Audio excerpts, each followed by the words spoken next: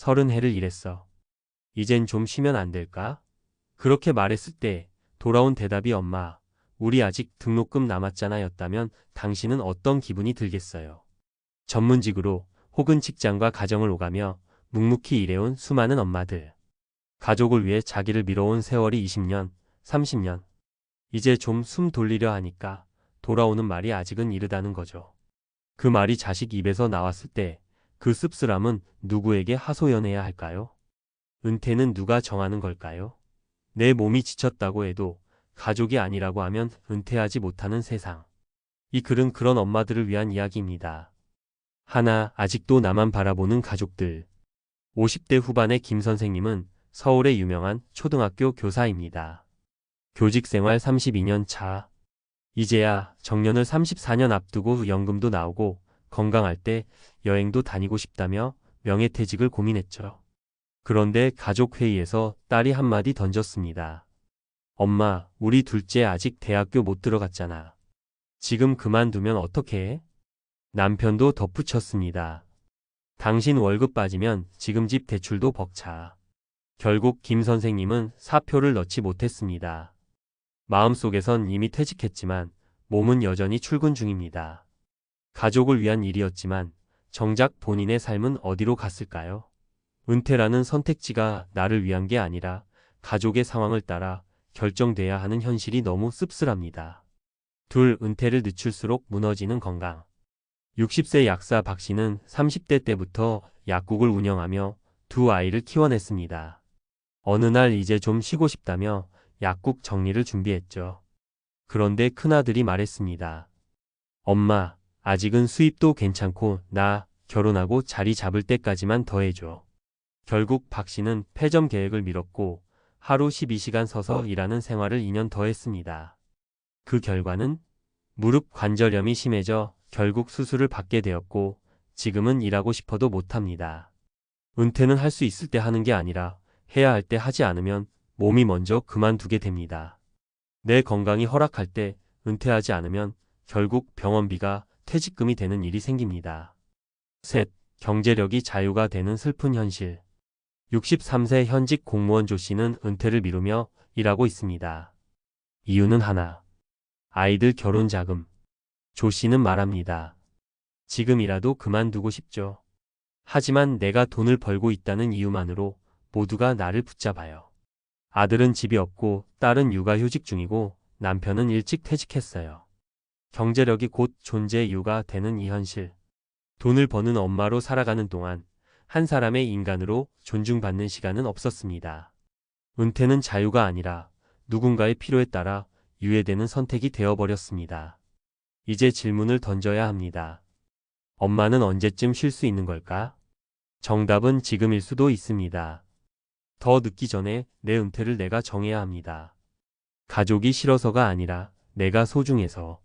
가정을 포기하려는 게 아니라 나를 회복하려는 선택으로.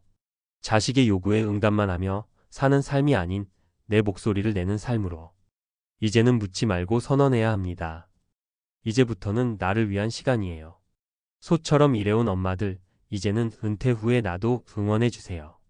당신이 멈출 자격은 충분히 있습니다. 지금이 그 출발점입니다. 은퇴 시기를 자식이 결정하게 두면 안 되는 이유는 단순히 감정의 문제가 아닙니다. 이건 당신의 건강, 노후 재정, 그리고 자존감 회복과 밀접하게 연결되어 있습니다. 전문가의 입장에서 이제부터 구체적으로 설명드릴게요. 첫째, 60대 이후의 노동은 체력이 아니라 수명과 직결됩니다. 우리는 종종 나는 아직 건강하니까 더 일할 수 있다고 말합니다. 하지만 과학은 다르게 말합니다. 60세 이후 반복되는 장시간 노동은 면역력과 세포 회복력을 빠르게 떨어뜨립니다. 미국 CDC 질병통제예방센터에 따르면 60대 이상이 계속 스트레스성 고강도 노동을 지속할 경우 뇌졸중 및 심장질환 발병 위험이 2배 이상 높아진다고 합니다. 특히 여성은 갱년기 이후 호르몬 변화로 인해 심혈관계 질환과 골다공증, 관절염 위험이 급격히 증가하죠. 조금만 더 벌자는 선택이 몇 년 뒤 병원 침대에 누워있는 결과로 돌아오는 이유입니다. 둘째, 은퇴를 늦출수록 퇴직 후 회복의 시간이 사라집니다. 많은 분들이 65세까지 혹은 70세까지 일한 후 그때부터는 내 인생을 살겠다고 하세요. 그런데 현실은 다릅니다. 실제로 정년 직후 회복을 하지 못하고 우울증이나 허탈감을 호소하는 사례가 늘고 있습니다. 노후 심리학자 캐롤 라이프 박사는 은퇴는 신체적 휴식뿐 아니라 정체성 회복의 시간이라고 강조합니다. 오랜 직장 생활과 가족 헌신 끝에 나라는 존재가 사라졌다면 그걸 되찾기 위해 최소한 5년은 나만의 시간이 필요합니다. 하지만 그 시간마저 늦어진다면 결국 평생 타인의 삶을 대신 살아주다 끝나는 인생이 됩니다. 셋째, 노후 재정은 더 일하는 것보다 적게 쓰는 습관에서 시작됩니다. 많은 엄마들이 아이들 자리 잡을 때까지만 일하며 계속 일하지만 문제는 일하는 동안 소비도 함께 늘어난다는 겁니다. 월 500만 원을 벌더라도 생활비가 450만 원이라면 그건 노후 준비가 아닌 소비 유지의 노예일 뿐입니다. 오히려 조기 은퇴 후 라이프 스타일을 바꾸고 고정 지출을 줄이며 가계부를 체계화하는 삶이 진짜 은퇴 준비입니다. 전문가들이 말하는 건강한 은퇴란 소득보다 소비를 컨트롤할 수 있는 시스템을 만드는 것입니다. 예를 들어 가족과 함께 지출 계획을 세우고 아이들에게 부모가 아닌 성인으로 독립을 선언하며 고정 비용 주거비, 보험, 교통비를 줄이는 구조로 바꾸는 것. 이런 구체적 전략이 없으면 엄마의 은퇴는 매년 미뤄지기만 합니다. 마지막으로 자녀와의 대화가 은퇴 성공의 첫걸음입니다. 자녀들이 엄마 더 벌어라고 말하는 이유는 단지 돈 때문이 아닙니다. 엄마가 그동안 너무 잘해왔기 때문에 기댈 수 있는 존재로 인식되어 버린 겁니다. 이럴 땐 감정적으로 반응하기보다 구체적인 목표와 일정을 이야기하는 게 핵심입니다.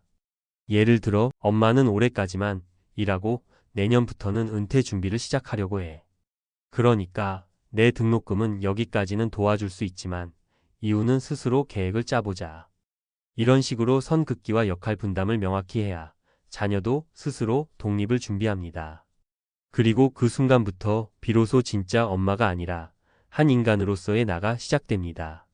소처럼 일한 당신, 이제는 사람처럼 살아야 합니다. 은퇴는 멈추는 게 아니라 회복과 재정립의 시작이에요. 누구도 대신 살아주지 않는 인생에서 이제부터는 나라는 이름으로 결정권을 되찾으세요. 자식의 눈치가 아니라 내 건강과 내 행복이 기준이 되는 은퇴. 그 선택은 지금도 충분히 가능하고 늦지 않았습니다.